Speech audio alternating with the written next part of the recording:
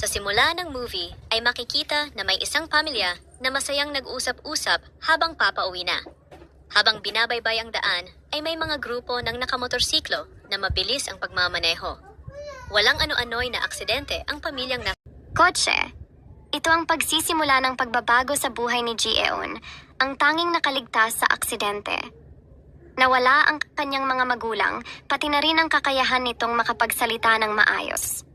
Ngunit di siya sumuko sa buhay at sinubukang mag-apply sa isang kumpanya na kung saan ay magagamit niya ang kanyang talento sa pagdodrawing. Nagustuhan nila ang likha ni Ji-eun, pero kailangan pang ipa-approve sa mas nakakataas. Natuwa naman siya at nagpasalamat at umalis.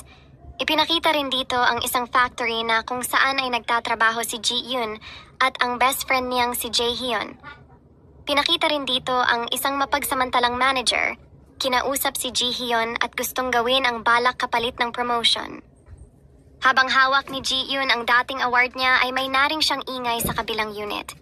Ang best friend niya at boyfriend na si Changbei, sinasaktan na naman ang girlfriend kaya naman sinubukan no Ji-eun na saklolohan ang best friend ngunit wala rin siyang nagawa.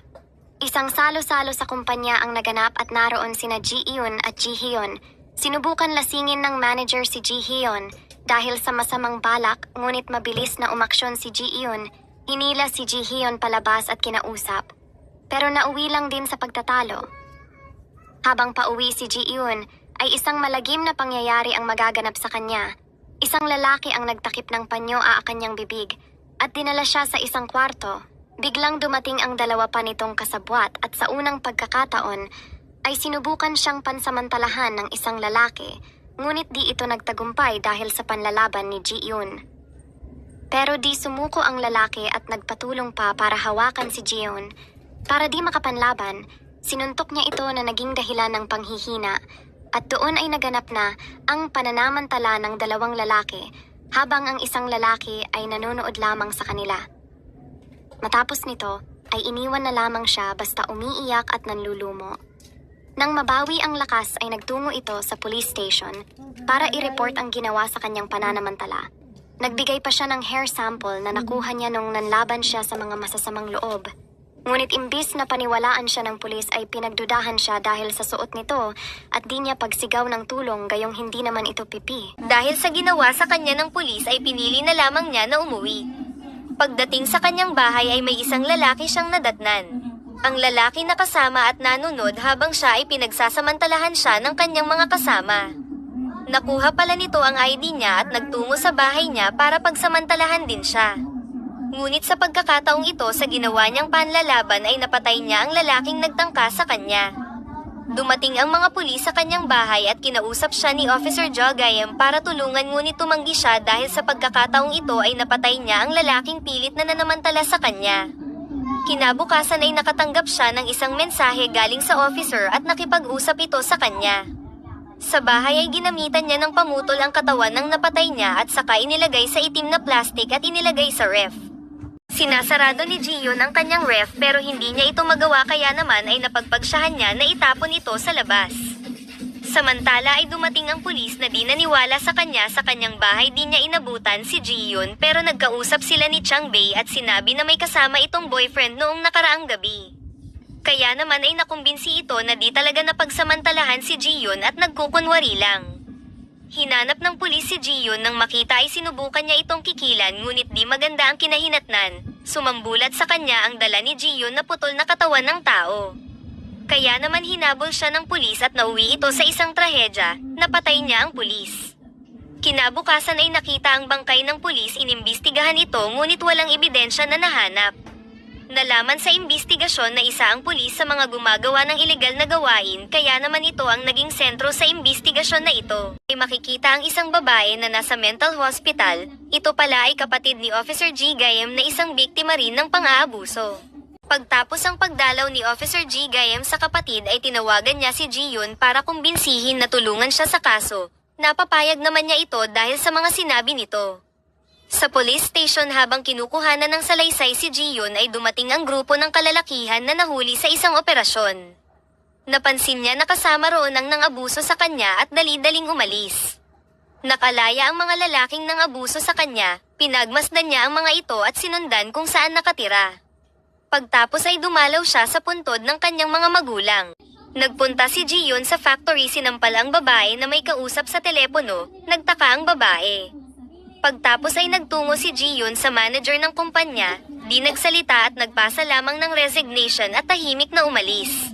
Pag-uwi niya ng bahay ay nakasalubong niya si Chang Bei, habang kausap niya ito ay napansin niya na may dugo ito. Agad siyang napatakbo sa kwarto ng kaibigan sa hinalang may masamang nangyari rito. Nadatnan niya ang best friend niya na walang malay at duguan. Tumawag siya ng tulong ngunit di siya naintindihan ng kausap dahil sa problema nito sa pagsasalita, kaya naman napagpasyahan na lang nito na itakbo ang kaibigan sa hospital. Buti na lang at nailigtas niya ito. Sa galit dahil sa ginawa ni Chang Bei sa kaibigan ay pinaghigantihan niya ito at pinatay. Nakita ng mga pulis ang walang buhay na si Chang Bei, inimbestigahan nila ito at di pa rin nalaman kung sino ang gumawa nito sa kanya. Naghinala ang lalaking detective na si Jiyon ang may gawa ng pagpatay. Sinabi niya ito kay Detective Ji Gayem pero hindi niya pinansin ang sinabi ng lalaking detective dahil wala namang ebidensyang nagtuturo na siya ang may gawa nito. Sunod na nagtungo ito sa lalaking nang abuso sa kanya, nag-doorbell ito para makasigurado na ito nga ang tinutuluyan ng lalaki. Sa paglabas ng lalaki ay nakumpirma niya ito. Saglit siyang umalis at bumalik din kaagad, at sa pagbalik nito ay isinagawa na niya ang paghihiganti dito. Tinutukan niya ang lalaking nagmamakaawa sa kanyang buhay pero di bumakas ang awa sa mukha ni Jiyon at itinuloy ang pagbawi nito sa buhay ng lalaki. Dumating ang mga pulis, sa pag-iimbestiga nila sa walang buhay na lalaki ay muli na naman nabanggit ng lalaking detective ang hinala kay Jiyon pero sinabi ni Detective Ji Gayem na walang kaugnayan ang lalaking namatay kay Jiyon. Nakita ng lalaking detective ang drawing na niregalo ni Jiyon kay Detective Ji Gayem at napansin niya ang numero. Kinumpara niya ang numero at nalaman na ito ang numero ng baril ng namatay na pulis. Hanggang sa nagpunta si Detective Ji Gayem sa bahay ni Jiyon at doon nalaman niya ang katotohanan sa nangyari sa kanya at mga patayang nagaganap. Isang malakas na hampas ang nagpawala ng malay sa detective. Pagmulat niya ay nakita niya sa harap niya si Jiyon at nakiusap na itigil na ang mga pagpatay. Ngunit di siya pinakinggan nito, sa halip ay tumuloy na sa sumunod na biktima. Dumating ang mga kasamahang pulis ni Detective Ji Gayem at sinaklalahan siya. Matapos ay hinanap agad ni si Jiyon. Pumasok si Jiyon sa isang bar at bumungad sa kanya ang may-ari ng bar na isa ring sabuat sa pang-aabuso sa kanya ngunit hindi siya nakilala nito. Tumuloy na nga siya isang kwarto doon, makikitang langgang-langgo sa pinagbabawal na gamot ang manager ng kumpanyang dati niyang pinagtatrabahuhan.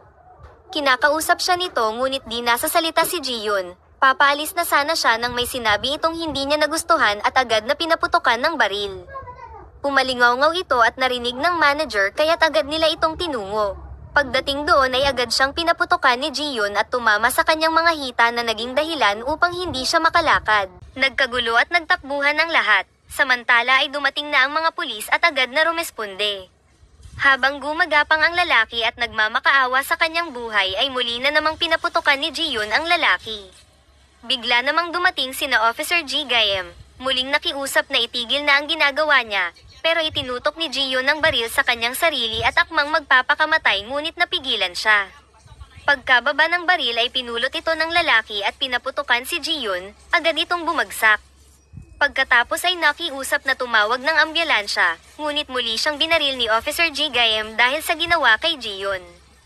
Pinakita na hawak ng kaibigan ni Jiyon ang isang bank account na may kasamang sulat para sa kanya. Sinabi nito sa kanya na binigyan siya ng konting pera upang makapring simula muli at kahit kailan ay di siya nagalit rito, nakalakip din dito ang pasasalamat sa pagkakaibigan. Dinalaw ni Ji Hien ang kaibigan sa hospital. Hinawakan ng kamay, pinunasan habang umiiyak. Samantala habang nagkakape si Officer Ji Gayem ay narinig niya ang usapan ng dalawang nurse na ililipat sa lalaking nang abuso kay Jiyon ang kanyang liver dahil dineklara na siyang brain dead. Agad siyang pumunta sa kwarto nito. Sa galit ay tinanggal niya ang plastic na nakalagay sa lalaki at akmang tatanggalin ang oxygen ngunit natigilan ito at nabaling ang gagawin kay Jiyon. Tuluyan nang ang tinanggal ang oxygen nito upang hindi mapakinabangan ang liver ni Jiyon. Nagkagulo ang mga doktor at nurse habang ang officer ay nakaupo at umiiyak.